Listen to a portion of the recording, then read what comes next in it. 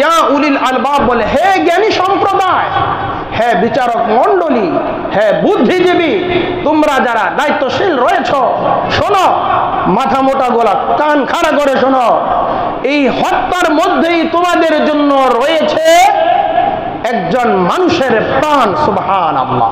বলে কিভাবে? আজকে আমার ভাইকে শাহাদাতের পেয়ালা পান করানো হয়েছে, তাকে নির্মমভাবে হত্যা করেছে।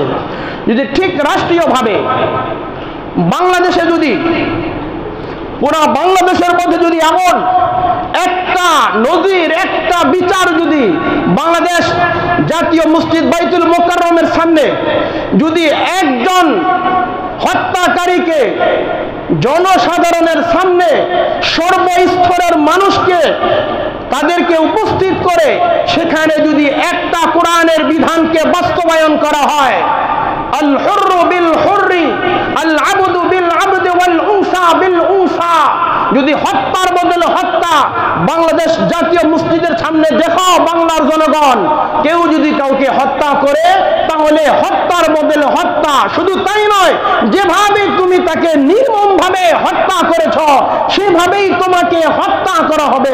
একটা বিচার যদি বাংলার জমিনে কায়েম করা যায় তাহলে আর বাংলার জমিনে কোন খুন খারাপি, কোন রাহাজারি, কোন ছিনতাইকারী আর বাংলার জমিনে হবে না।